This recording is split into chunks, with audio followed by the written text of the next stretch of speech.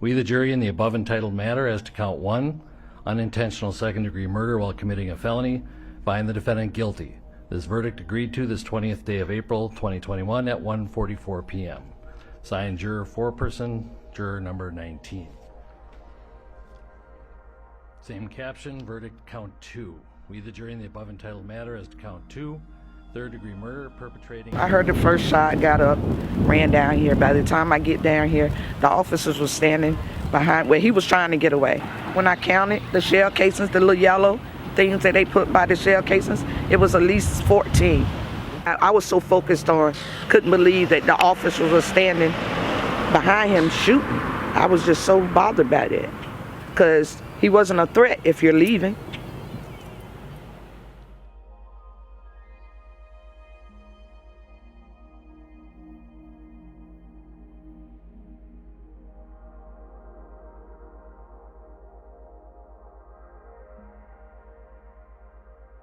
Hands up! Don't shoot! Hands up! Don't shoot! Hands up! Hands up! I don't think some of you really understood or understanding what happened today.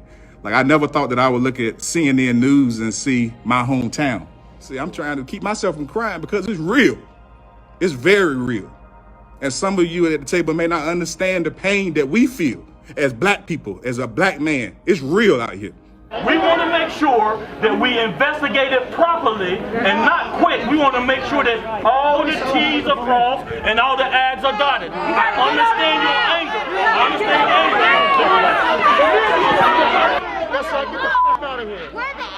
anger. They're shutting down the street, y'all. This is the main street, 17, that runs through Elizabeth City. Can't get in the city, can't get out of the city. There is body camera footage of the attempt to arrest Mr. Brown. The State Bureau of Investigation has this footage, and it can only be released by a judge. The issue will likely come down to whether our deputies had reason to believe Mr. Brown's action put them at risk for a serious injury or death. We will not offer an opinion about this because we do not have all the facts.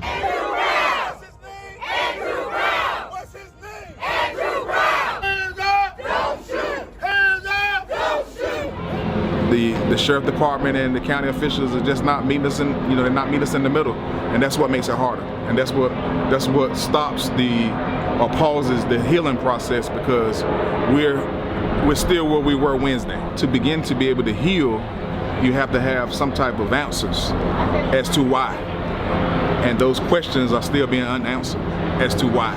So the anger and the emotions in the people and the family are building up even more.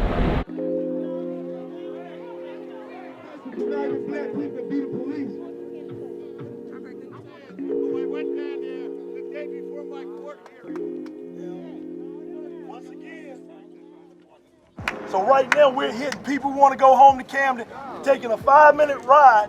Now they have to take what? A 45-minute ride to get home. So if they want to think on Friday, quality seafood, all these restaurants. So if you don't want to deal with us, Sheriff Wooten, District Attorney Womble, then we're going to do what? We're going to shut it down. We're going to make it inconvenient. We're going to make it inconvenient. We are not scared. Justice?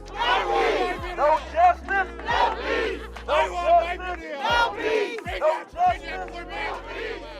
When this first happened, as an African American man and father who's raising a son, it felt like yet another one. That's how it felt. That's how it continues to feel. But I cannot allow myself to stay in that space because I have 18,000 people that I'm responsible for. How would I change the law? You know what? I need to just give this back over to my manager, because he's the one that knows about the law. Because if you ask me how I would change it, I'll just say, come on now. This doesn't make sense. We have to wait forever to get the body cam. 24 hours to 48 hours is enough. So let's just change this. And so it's not going to happen like that. But I want to see it changed as quickly as possible. And the root of it all is that you have to change the law. Release! Release! And I hope they pay for what they did, and I hope they get first-degree murder. First-degree murder. Murder. Because it's not right. He's always been my friend, and I'm going to miss him. I'm going to miss him to the day to every day I wake up. I'm going to remind myself of him looking in the city and don't see him anymore. Don't see him anymore. Don't see him anymore. That hurt. That hurt. I want to say to the Brown family, I've been knowing y'all a long time and many years. I'm sorry for your loss, but we're going to get justice for this, and I hope it's very, very soon. I know y'all pain as a mother because I just went through it 2 months ago. And God bless y'all.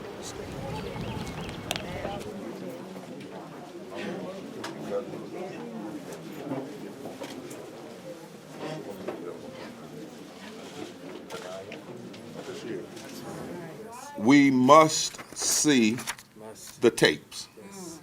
So we're here today to make some clear demands. This is not just what this family wants in all of their grief and what the community wants in all of its concern. This is what justice and truth demands. The family needs to know what's on the tape. They need to know what happened to Andrew. They need to know when it happened. They need to know why it happened, because all they know right now is he's dead.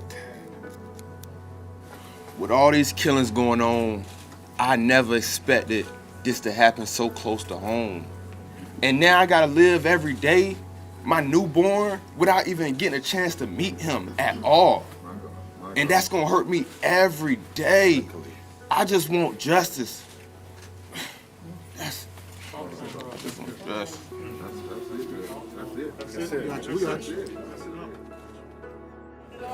You got the family here, we will open up the door. Khalil is here to see this video of what happened to his father, and they still keeping this video from us. They say they want to make redactions to it. Redactions should not be made to show it to the son of Mr. Brown. We can't have this keep on happening, and we can't treat it like it's the norm, because there's nothing normal about this. Today, we also allowed the family of Mr. Brown and his attorney to privately view the video. This tragic incident was quick and over in less than 30 seconds, and body cameras are shaky and sometimes hard to decipher. This was an execution. Andrew Brown was in his driveway. The sheriff truck blocked him in his driveway, so he could not exit his driveway. Andrew had his hands on his steering wheel. He was not reaching for anything. He wasn't touching anything. He wasn't throwing anything around. He had his hands firmly on the steering wheel. They run up to his vehicle shooting. Yep, sure did. He finally decides to try to get away, and he backs out, not going towards the officers at all. There was at no time in the 20 seconds that we saw where he was threatening the officers in any kind of way. Right, that's right. He was trying to evade being shot. Yes, that's right. So he backs out, not forward, but backs out away from the officers who still shooting at him, yelling, "Stop it, my." See there? Constant obscenities being yelled at him while he's being shot at in the driveway of his home in Pasquotank County, North Carolina. It's like we against all odds in this world. My dad got executed just by trying to save his own life. You know, he was not in the officers was not in no harm of him at all. It's just messed up how this happened, man.